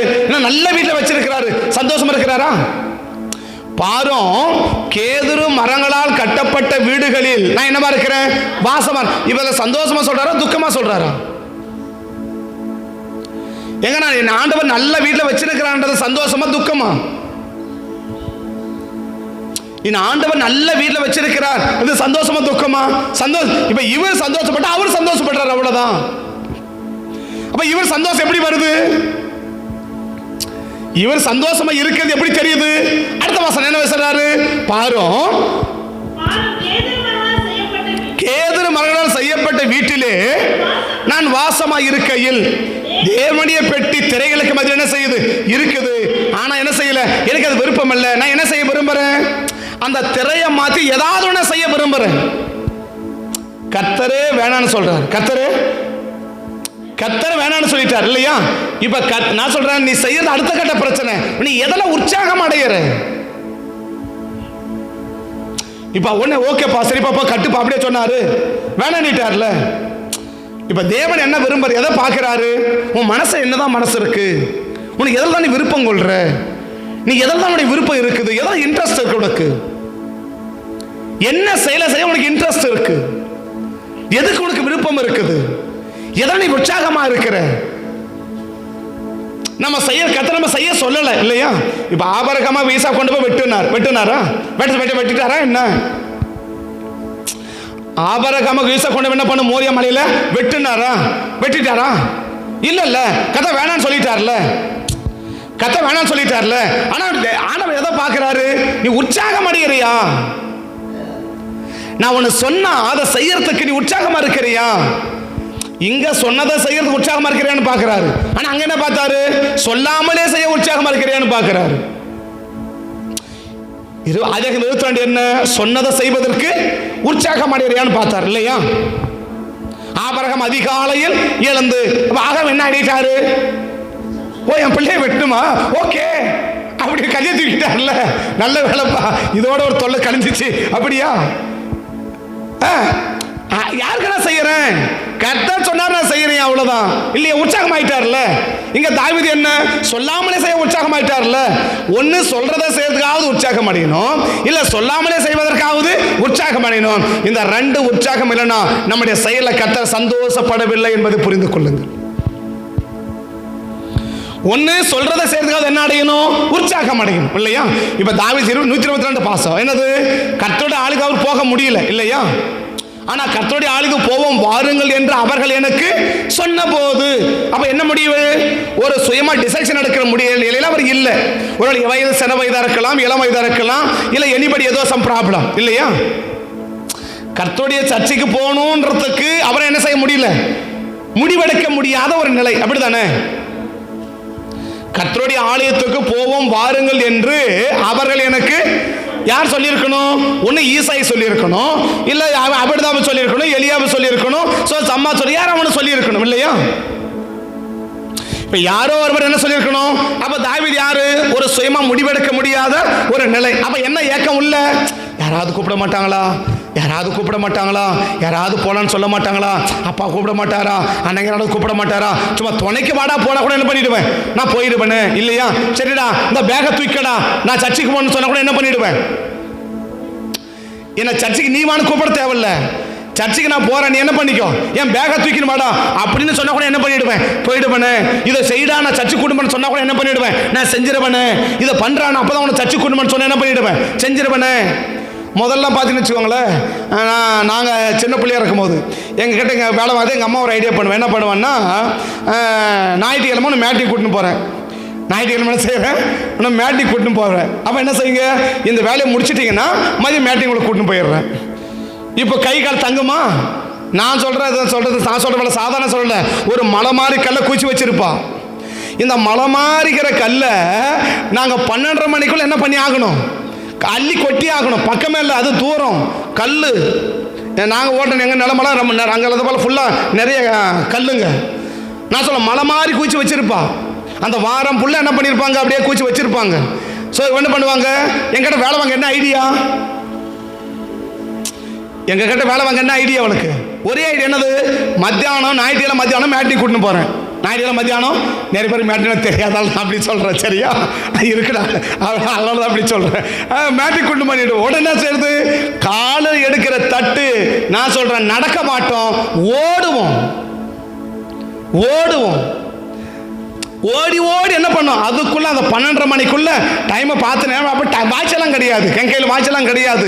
அது பொழுதை பார்க்கறது. என்ன பார்க்கறது, பொழுது வந்துருச்சு, பொழுது எதிர்ச்சி, சூரிய மேலே வந்துருச்சு, பொழுது வந்துருச்சு, ஓடு ஓடு ஓடு ஓடு. ஆக மொத்தம் ஓடி முடிச்சுட்டு கடைசியில் கொள்ளுவா, இப்போ எங்க நேரம் ஆச்சு, இப்போ எங்கே போகிறது. நாங்கள் விடவே மாட்டோம். ஏன்னா சொல்ல வரேன்னா, இப்போ தாவீது என்ன அர்த்தம், தாவீது உன்னை சர்ச்சைக்கு கூட்டின்னு போகிறேன், இதை செய்ய என்ன பண்ணியிருப்பான்னு நினைக்கிறீங்க? எவ்வளவு பெரிய கடினமான வேலையை கொடுத்தா என்ன பண்ணியிருப்பேன், சர்ச்சை கூட்டின்னு போறியா, நான் செய்யறேன். நம்ம அப்படி முதல்ல பண்ணியா, கடைக்கு போனோமா 50 பைசா கொடுக்குறியா, அப்போ எங்கே போகிறேன், கடைக்கு போயிட்டு வர இல்லையா. 50 பைசா கொடுத்தா தான் எங்கே போவோம், கடைக்கு போவோம்ல. அது மாதிரி தாவீது சொல்லிப்பார், நீ சர்ச்சுக்கு போனாக்கா இதை செய்யணும் என்ன பண்ணியிருப்பான், ஓடி மொத்தம் என்னது உற்சாகம். அப்போ மேட்டிங் போகிறது உற்சாகமாக இருந்துச்சு. இப்போ எதை செய்ய உற்சாகம், ஒன்று சொல்றத செய்யறதுக்காக என்ன இருக்கணும், உற்சாகமா இருக்கணும். இல்ல தானா செய்யறதுக்காக என்ன இருக்கணும், உற்சாகம் இருக்கணும். இதை ரெண்டும் இல்லாத நபர் செய்கிற வேலையில கர்த்தர் சந்தோஷப்படவில்லை. நம்ம நினைச்ச கர்த்தர் சந்தோஷப்படுவார்ன்றதுக்கு இந்த வேத அத்தாரிட்டி இருக்கணும். நானா நினைச்சுக்கிறது இல்லை, நானா முடிவு பண்ணிக்கிறது இல்லை. நிறைய பேர் இருக்கிறோம், இப்படி செஞ்சா கர்த்தர் சந்தோஷப்பட்டுவாரு, அப்படி செஞ்சா சந்தோஷப்பட்டுவாரு. இந்த வேத ஆதாரம் இருக்கு, அப்படி இந்த வேத அத்தாரிட்டி இருக்கா? எதை நான் பார்க்கணும், நான் செய்யறதுல சந்தோஷப்படுவாருன்னா ஏற்கனவே சந்தோஷப்பட்டு இருக்கணும். இதுல இந்த வேதத்தில் எழுதி இருக்கணும். இல்ல இந்த பரிசுத்தம் என்ன செஞ்சிருக்கணும், நடந்திருக்கணும். அதை வச்சுதான் என்ன செய்ய முடியும், எஸ் இதை நான் செஞ்சா இவளே சந்தோஷப்படுக்கிறேன், அப்ப நான் செஞ்சால சந்தோஷப்படுவான்னு அப்பதான் நான் அதை முடிவெடுக்க முடியும். நானா அவன் நினைச்சுக்கிட்டு நானா அவனை செஞ்சுக்கிட்டு இதில் கத்த சந்தோஷப்படுவார், அதில் கத்த சந்தோஷப்படுவார், இதில் கத்த சந்தோஷப்படுவார். சந்தோஷப்பட்டு இருந்த அடையாளம் தெரியுமா, நீ கேட்காமலே உன்னை ஆசீர்வதிச்சிருக்கணும். ரெண்டும் பாருங்க, ஆபிரகாம் என்ன ஆசீர்வாதம் கேட்டாரு, பிள்ளைய குடும்பம் வெட்டுன்னு சொன்னார் இல்லையா. எப்ப எழுப்பிட்டாரு, அதிகாலை. என்ன அர்த்தம் அதிகாலை, என்ன அர்த்தம்? இப்போ நம்ம எங்கான ஒரு நான் சொல்கிறேன், இப்போ நாளைக்கு காலையில் உங்களை பீச்சுக்கு கூட்டு போகிறேன் அப்படின்னு சொல்கிறேன்னு வச்சுக்கோங்களேன். நைட்டு தூங்குவீங்களா? 10 மணி கூட என்னவா தெரியும், அப்போ தான் படுத்துருப்போம். டைம் எப்படி தெரியும், ஐயோ மணி 3 மணி ஆயிடுச்சு, அப்படி எந்திரிப்போம்ல. அப்படி பேய் அது மாதிரி எழுதி உட்காந்து உடனே வாட்சை பார்ப்போம்ல. டைம் இப்போ தான் 10 மணி ஆகுது, திரும்ப படுப்போம்ல. இப்போ 3 விடிஞ்சா மாதிரி கனவு வரும் பார்த்தீங்களா. எதில் உற்சாகம், தூக்கம் வராதுல்ல. எதை செய்வதற்கு உற்சாகமா இருக்கிறோம், நீ எந்த காரியத்தை செய்வதற்கு உற்சாகமா இருக்கிறோம், எங்க போறதுக்கு நம்ம உற்சாகமா இருக்கிறோம். அப்ப ஆபிரகாம் அதிகாலை எழுந்தார். என்ன அர்த்தம், இப்போ நைட்டு ஆண்டவர் பேசுறார். என்ன பேசுறார், நாளைக்கு காலைல கூட்டு போயிட்டு இப்போ கூட்டு போயிட்டு என்ன பண்ணு, உன் பையனை வெட்டு. அப்போ படுத்திருப்பார்ல, என்ன தோணிருக்கோம், ஐயோ 5 மணி ஆகி போச்சு, அப்படி எழுந்திருப்பார்ல. பார்த்தா அப்போ தான் 11 மணி ஆயிருக்கு இல்லையா. இப்போ தான் 11 மணி ஆகுது, திரும்ப படுத்திருப்பார்லாம். ஒரு 5 நிமிஷம் என்ன பண்ணிருப்பாரு, ஐயோ மணி 3 மணி ஆகி போச்சு, எழுந்திருப்பார்ல. இப்போ தான் 11:10 ஆகுது, அப்படி பார்த்துருப்பார்ல. அப்போ நைட்டு போகிற ஆபரகம் என்ன அடையவே இல்லை, தூங்கவே இல்லை, உற்சாகமா இருக்காது. எதுக்கு, நாளைக்கு பிள்ளை குடும்பம் வெட்டுறதுக்கு. கர்த்தர் விட சொன்னாரு இல்ல. கர்த்தர் எதை பார்க்கிறா, உன் மனநிலை என்ன, உன் மனநிலை என்ன, நீ எதுல உற்சாகமா இருக்கிற, ஒன்னு சொல்றத செய்வதற்கு உற்சாகமா இருக்கிறியா, இல்ல நீயாகவே செய்வதற்கு உற்சாகமா இருக்கிறியா. இப்ப 1 சாமுவேல் 2 சாமுவேல் 7 என்ன யாருமே சொல்லல, தாவீது என்ன ஆகிறாரு, உற்சாகமாகிறாருல்ல. 2 சாமுவேல் 7 யாரா சொன்னாங்களா, நாத்தான் சொன்னாரா, ஐயா நான் அருமையான வீட்டில் வச்சிருக்கிறாரு, கர்த்தருடைய ஆசை வச்சிருக்கிறாரு, கர்த்தருடைய சர்ச் இப்படி இருக்குது, இதை செய்யுங்க, அவங்க சொன்னாங்களா, இல்ல இல்ல. கர்த்தர் என்ன செய்திருக்கிறாரு? ஆசீர்வதிச்சார்ல. கர்த்தர் ஆசீர்வதிச்சிருக்கிறார்ல. கர்த்தருடைய சர்ச்சை இப்படி இருக்க, அது எதாவது செய்ப்பா அப்படி சொன்னாரா? எதா பார்த்து அனுதாபப்பட்டு எதாவது செய் அப்படி சொன்னாரா? ஏதோ கொஞ்சம் பெரிய மனுஷன் பண்ணி என்ன பண்ணி ஏதாவது ஒன்று பண்ணுப்பா அப்படி சொன்னாரா? இல்ல இல்ல. என்ன சொல்றாரு? அவர் வாக்கில் அவர் இருக்கிறாரு, இவர் பார்க்கிறாரு. ஐயோ என்ன ஆர்டர் இப்படி வச்சிருக்கேன், நான் இப்படி இருக்கிறேன், நான் சந்தோஷமா இருக்கிறேன்னு. அப்ப நான் சந்தோஷமா என்ன செய்வேன்? அந்த வாலியன்ட் இன்வால்வ்மெண்ட், அந்த உற்சாகத்தின் ஆவி என்ன செய்யும்? என்ன தூங்க விடாது, என்ன தூங்க விடாது. அந்த உற்சாகத்தின் ஆவி நம்மளை தூங்க விடக்கூடாது, தூங்க விடாது. தூங்க என்ன அர்த்தம்? உற்சாகத்தை இழந்து போய் கிடக்கிறன்னு அர்த்தம். நீங்க தூங்கி என்ன அர்த்தம்? உற்சாகத்தை இழந்து போய் இருக்கிறன்னு அர்த்தம். என்ன அடைய முடியாது? உற்சாகமா இருக்கவனுக்கு தூக்கம் வராது, தூக்கம் வராது. நாளைக்கு காலையில் பிள்ளை கல்யாணம், எத்தனை அப்பா அம்மா நைட் படுத்து தூங்குவாங்க? நாளைக்கு காலையில் பிள்ளை கல்யாணம் பண்ணணும் இல்லையா? விடிஞ்சா முகூர்த்தம். எத்தனை அப்பா அம்மா 8 மணிக்கெல்லாம் படுத்து, சரி நாளைக்கு தானே கல்யாணம் பார்த்தெல்லாம் விடு, எத்தனை பேர் படுத்து தூங்குவாங்க? தூக்கம் வராதுல்ல. அந்த கல்யாண பேச்சு எடுத்ததுலேருந்து அதை முடிச்சு அவனை வீட்டுக்கு அனுப்புற வரைக்கும் தூக்கம் வராதுல்ல. ஏன்? அதான உற்சாகம். இனி எவ்வளவு பேர் அது போல ஒரு உற்சாகம். நீ நம்ம நினைச்சிட்டுங்க ஏதோ நம்ம செய்யறதை வச்சு கத்தனை பண்ணிட்டாரு, சந்தோஷப்பட்டாரு அப்படி நீ சந்தோஷப்பட்டு போயிருக்கிற. நம்ம சந்தோஷப்படுகிறவன் சொன்னாக்க இந்த 2 அடையாளம் இருக்கணும். ஒன்று என்ன? ஒன்று சொல்றதை செய்வதற்காக என்ன இருக்கணும்? உற்சாகம் இருக்கணும். இல்ல தானா செய்வதற்காக இருக்கணும், உற்சாகம் இருக்கணும். இந்த 2 நபரை தான் கேட்காமலேயே கத்தனை ஆஸ்வதிக்கிறார். ஆபிரகாம் சொன்னார்ல, ஆபிரகாம் என்ன குறை? ஆதியாகமம் 13ஆம் அதிகாரத்தில் பொன்னையும் வெள்ளியும் உடைய சீமான் இல்லையா? ஆபிரகாமுக்கு 13ஆம் அதிகாரத்தில் என்ன கொடுக்கிறாரு? ஆபிரகாம் பொன்னையும் வெள்ளியும் உடைய சீமான் இல்லையா? ஆமா தானே? பொண்ணு வெள்ளியும் உடைய சீமான். இவருக்கு என்ன குறை? இந்த உற்சாகமா செயல்பட்டது என்ன கொண்டு வந்துருச்சு? இப்ப அடுத்த ஒரு ஆஸ்வாதம் கொண்டு வருது பாருங்களேன். இப்ப ஆபிரகாம் ஆஸ்வாதம் கேட்டாரா? கேட்க வேண்டியது ஒன்றும் கிடையாது இல்லையா? இதுக்கு முன்னாடியாவது 18ஆம் அதிகாரம் வரைக்கும் என்ன கேட்டாரு? ஐயோ எனக்கு ஒரு குழந்தைய கொடுங்கன்னு கேட்டார் இல்லையா? 18ஆம் அதிகாரம் வரைக்கும் என்ன கேட்டாரு? எனக்கு ஒரு குழந்தைய கொடுத்தா நல்லா இருக்கும், எனக்கு ஒரு குழந்தைய கொடுங்க, மீதி எல்லாம் இருக்குன்னு கேட்டார்ல. இப்ப 22ஆம் அதிகாரத்தில் எது கூட கேட்க வேண்டியது கிடையாது, குழந்தைய கூட கேட்க வேண்டியது கிடையாது. இல்ல 22 ஃபர்ஸ்ட் பதில் என்ன கேட்கலாம்? ஆண்டவரே எப்படியாவது பிள்ளை உயிரை காப்பாற்றி கொடுங்க அப்படி கேட்கலாம்ல. 13ஆம் வசனம் மேல என்ன கேட்க வேண்டிய அவசியம் இல்லை. 22:13 பிறகு என்ன கேட்க வேண்டிய அவசியம் இல்லை. எனக்கு குழந்தைய கூட கொடுங்கன்னு கேட்க வேண்டிய அவசியமே இல்லை இல்லையா? எதுவுமே கொடுங்கன்னு கேட்க வேண்டிய அவசியமே இல்லைல்ல. அப்படி எதுவுமே கொடுங்கன்னு கேட்கவே முடியாத அவசியம் இல்லாத நிலையில இருக்கிற ஆபிரகாமை கர்த்தருடைய தூதன் வானத்தை 2ஆம் விசை தரிசனமாகி கர்த்தருடைய தூதன் ஆபிரகாமை நோக்கி, ஆபிரகாமை நீ இதை எனக்கு செய்தபடியால் உன்னை ஆசீர்வதிக்கவே என்ன செய்யறேன்? ஆசீர்வதிக்கவே. உன் சந்ததியார் வானத்தை நட்சத்திரம் போல இருப்பாங்க, கடற்கரை மணலை போல இருப்பாங்க, சத்துருவின் வாசலை சுதந்திரத்துக் கொள்ளுவாங்க. ஏங்க ஏற்கனவே உனக்கு என்னங்க குறை? ஏற்கனவே ஆபிரகாம் என்ன இல்லாம இருக்கிறாரு, நீங்க திரும்ப அள்ளி அள்ளி கொடுக்குறீங்க. அதான் லூக்கா 19 வாசிப்பு என்னது? உள்ளவனுக்கு கொடுக்கப்படும், இல்லாதவனுக்கு இருக்கிறதும் எடுக்கப்படும். இன்னைக்கு நிறைய பேர்கள் கதை எடுத்துட்டு இருக்கிறாரு. நிறைய பேருக்கு ஆண்டவர் கொடுக்கல, கொடுத்ததை எடுத்துட்டு இருக்கிறாரு. கொடுத்தது என்ன பண்றாரு? எடுத்துக்கிட்டு இருக்கிறாரு. நிறைய பேருக்கு ஆண்டவர் கொடுக்கல. நிறைய பேருக்கு ஆண்டவர் கொடுத்ததை எதுக்கு வேண்ட கொடுத்திருக்கணும்? உள்ளவனுக்கு கீழே பாருங்க, உள்ளவனுக்கு உள்ளவன் அவனுக்கு. லூக்கா 19ஆம் அதிகாரத்தில் 22, 23 நினைக்கிறேன், இல்ல 26 பாருங்க, அதுக்குள்ளதான் இருக்கும். எத்தனை வசனம்? 26. என்ன உள்ளவன் எவனுக்கும் என்ன சொல்லிட்டு போனாரு? ஒரு தாளந்தை கொடுத்து கொண்டு போய் என்ன பண்ணுங்க, வியாபாரம் கொண்டு போனார்ல. ஒருத்தர் உற்சாகமா வியாபாரம் பண்ணான். எவ்வளவு சம்பாதிச்சான்? 10 சம்பாதிச்சுட்டான்ல. ஒருத்தர் எத்தனை சம்பாதிச்சுட்டான்? 5 சம்பாதிச்சான்ல. ஒருத்தர் என்ன விருப்பம் இல்லை, கொண்டு போய் சீலையில கட்டி முடிச்சு போட்டானா. எங்க போட்டானா? சீலையில சுத்தி என்ன பண்ணிட்டான்? கொண்டு போய் வச்சுட்டான், முடிச்சு போட்டு பத்திரமா வச்சுட்டான்ல. என்ன விருப்பம் இல்லை அவனுக்கு? செய்ய உற்சாகம் செய்த என்ன இருக்கும்? 1 2 இருக்குல்ல. செஞ்சிருந்தா என்ன ஆயிருக்கு? 1 2 இருக்கமல்ல. அப்ப சொன்னாங்க செய்யறதுக்கு என்ன இல்ல? உற்சாகம் இல்ல. ஒரு கூட்டம் என்ன செஞ்சிச்சு? அந்த 1 கொண்டு போய் 10 சம்பாதிச்சான்ல. எவ்வளவு எப்படி செயல்பட்டு இருப்பான்? தூங்கிருப்பானா? நைட்டு தூங்கிருப்பானா? காலையில் தூங்கிருப்பானா? ரெஸ்ட் எடுத்திருப்பானா? ஓய்வுக்கு போயிருப்பானா? ஏன்னா 1-10 சம்பாதிக்கணும்ல. எப்படி ஓடி இருப்பான்? நிக்காம ஓடி இருப்பான்ல. எதை வச்சு? இப்ப இவனை வச்சு முடியும். இவனை கொண்டு போயிட்டு போட சரி காலைல 4 சம்பாதிச்சிட்டுமா போதும். இப்போ 1 கொடுத்தாரா? 1 கொடுத்தாரா? 2 சம்பாதிச்சிட்டார்ல. எடுத்தோடனே 10 ஆயிட்டுக்குமா? 2 ஆயிருக்கு, 3 4 அப்படி போயிருக்குமா? 1 2 ஆச்சு, 2 3 ஆச்சு, 3 அப்படி தானே போயிருக்கோம். இப்போ 2 வந்துச்சு இல்லை, ஒன்று என்ன ஆகிட்டு இருக்கணும்?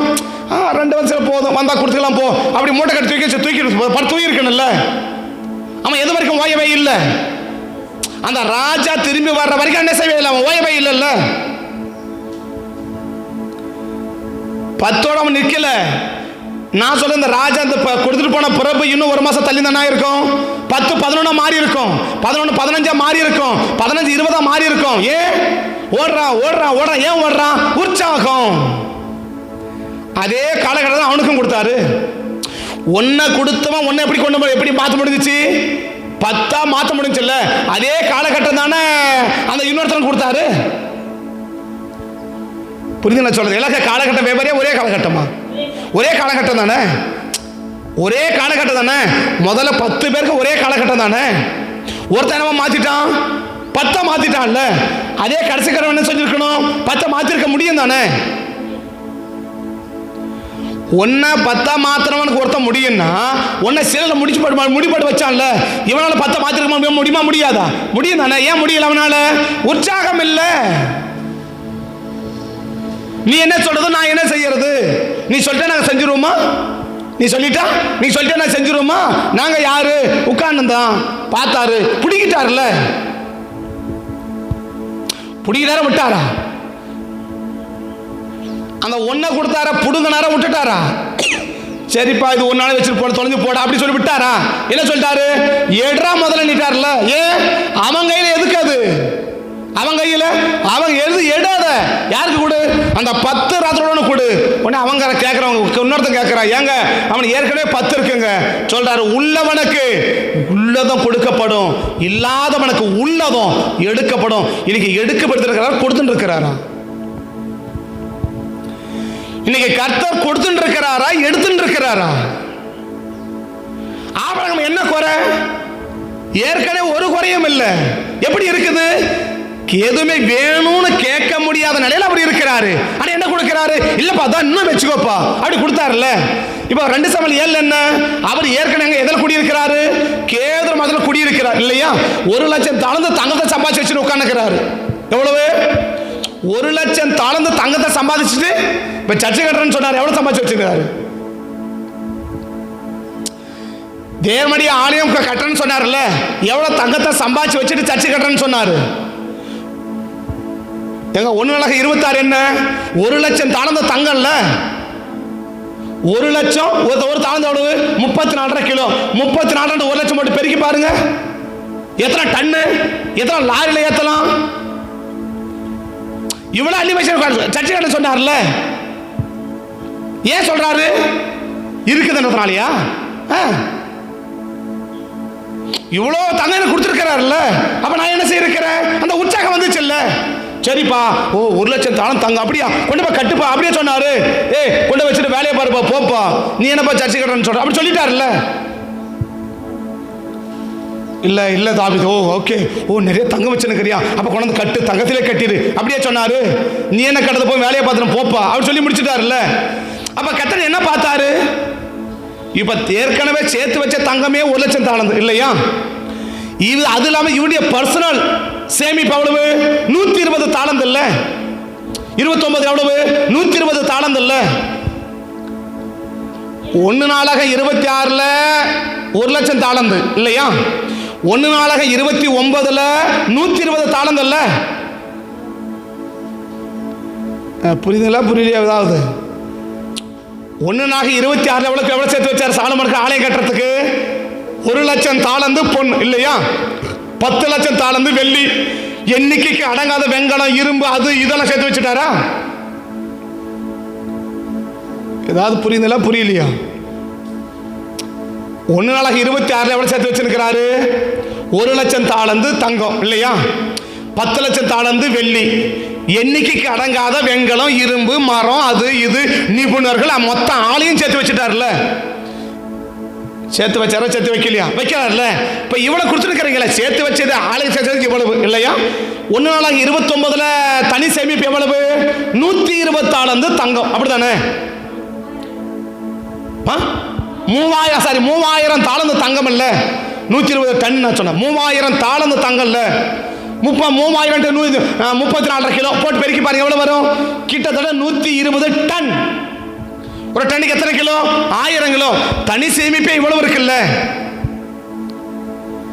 தனி சேமிப்பு 120 டன்னு.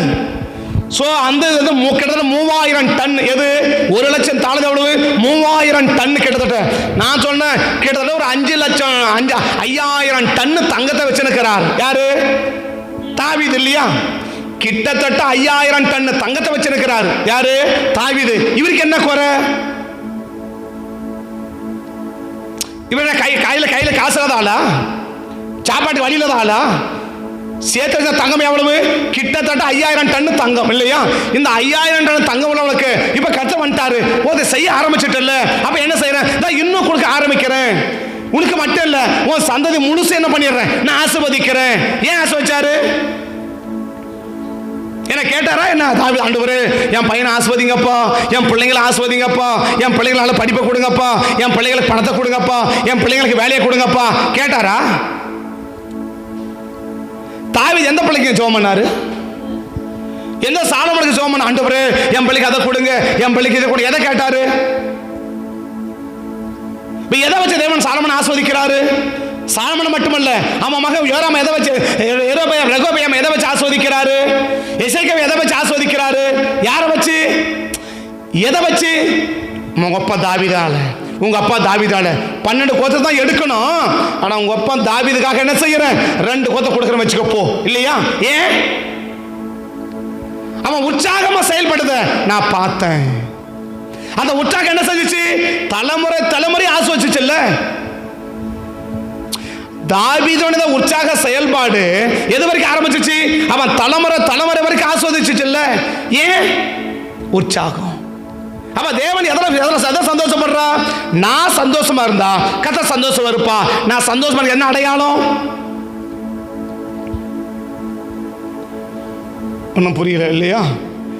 நான் சந்தோஷப்பட்ட கர்த்தர் சந்தோஷமா இருக்கிறார். நான் சந்தோஷம் இருப்பதுக்கு என்ன அடையாளம்? ஸோ வாலியன்ட் இன்வால்வ்மெண்ட், உற்சாகமா செயல்படுகிற அனுபவம். ஒன்று என்ன? சொல்றதுக்காவது செய்யறதுக்காவது உற்சாகம் இருக்கணும், இல்ல தானா செய்வதற்காவது உற்சாகம் இருக்கணும். இந்த 2 உற்சாகம் தான் நீ கேட்காமலே உன்னை ஆஸ்வதிக்க வைக்கும். நீ கேட்காமலே உன்னை ஆஸ்வதிக்க வைக்கும். இந்த உற்சாகம் இல்லைன்னு சொல்லும் போது கேட்டாலும் ஆஸ்வாதம் கிடைக்குமா, இல்ல ஆஸ்வாதம் அவரே கொடுப்பாரான்னு எனக்கு பதில் சொல்ல தெரியாது. கண்கு டைம் ஆச்சு, கண்களை மூடுவோம், கர்த்தரை நோக்கி பார்ப்போம். கண்கள் மூடி கர்த்தரை நோக்கி பார்ப்போம். ஜீவனை விடவும் அன்பு அது எத்தனை பெரியது. ஜீவனை விடவும் அன்பு அது எத்தனை நல்லது. புகழ்ந்திடுமே என் உதடு, மகிழ்ந்திடுமே என் உள்ளம். புகழ்ந்திடுமே என் உதடு, மகிழ்ந்திடுமே என் உள்ளம். துதிக்கிறதுனால சந்தோஷப்படுறவங்களா இல்ல, சந்தோஷத்தால துதிக்கிறவங்க நம்ம இருக்கணும். துதிக்கிறதுனால சந்தோஷப்படுறவங்களா இல்ல, சந்தோஷப்படுகிறதுனால துதிக்கிறவங்களா இருக்கணும். என்ன அடையாளம்? வாலியன்ட் இன்வால்வ்மெண்ட், தானாகவே செயல்படுகிற ஒரு அனுபவம். நான் உற்சாகமா இருக்கிறது எது அடையாளம்? ஒன்று, எனக்கு சொல்லுகிறதை செய்வதில் நான் உற்சாகம் அடையணும், இல்லை நானாகவே செய்யறதில்ல உற்சாகம் அடையணும். இது 2ம் நான் உற்சாகமாக இருக்கிறேன்றதுக்கு, நான் சந்தோஷமாக இருக்கிறதுக்கு அடையாளம். நான் சந்தோஷப்பட்டுட்டேன்னா கர்த்தர் சந்தோஷப்பட்டுருவார். கர்த்தர் சந்தோஷப்பட்டுட்டாருன்னா நான் கேட்காமலேயே என்னை தேவனை ஆஸ்வதிப்பார். என்னை கேட்காமலேயே தேவன் என்னை ஆஸ்வதிப்பார். ஆனால் நீ கத்தமான செயல்பட சந்தோஷப்படுவாரா? நீங்கள் தான் பார்க்கணும். பரிசுத்த பிதாவே, இந்த காலை வேளையில் எங்களை அர்ப்பணிக்கிறோம், எங்களை ஒப்பு கொடுக்குறோம். நாங்கள் சந்தோஷமாக இருக்கிறது தான், நீங்கள் சந்தோஷமாக இருக்கிறதுன்னா இனி எங்களை அர்ப்பணிக்கிறோம், இனி எங்களை ஒப்பு கொடுக்குறோம், உண்மை நோக்கி நாங்கள் பார்க்குறோம். இந்த காலை வேளையில் ஆண்டவர் யாருடைய தூண்டுதலும் யாருடைய வற்புறுத்துதலுமே இல்லாமல் நாங்களாகவே செயல்படுகிற ஒரு நபராக நாங்கள் மாற விரும்புகிறோம். எங்களுக்கு சொல்லுகிறதை மனப்பூர்வம் உற்சாகமாக செய்யக்கூடிய நபர்களாய் நாங்கள் மாற விரும்புகிறோம். எங்களையும் தாவீதை போல, இந்த ஆபிரகாமை போல கேட்காமலேயே எங்கள் பிள்ளைகளையும் ஆசீர்வதிங்கப்பான்னு சொல்லி ஒரு சமூகத்தை நோக்கி பார்த்து ஜெபிக்கிறோம். கிருபை எங்கள் கூட இருக்கட்டும். ஆளுக செய்யுங்க, காத்துக்கோங்க, நாமத்தை மையப்படுத்திருங்க. இயேசுவின் நாமத்தில் வேண்டிக் கொள்கிறோம் நல்ல பிதாவே, ஆமென். ஆம். என் ஆத்துமாவை கர்த்தரை ஸ்தோத்திரி, முழுமே பரிசுத்த நாமத்தை ஸ்தோத்திரி. என் ஆத்துமாவை கர்த்தரை ஸ்தோத்திரி, கர்த்தர் செய்த சகல உபகாரங்களையும் மறவாதே. ஆமென், ஆமென். கர்த்தர் ஆசீர்வதிப்பார். ஸ்தோத்திரம், ஸ்தோத்திரம்.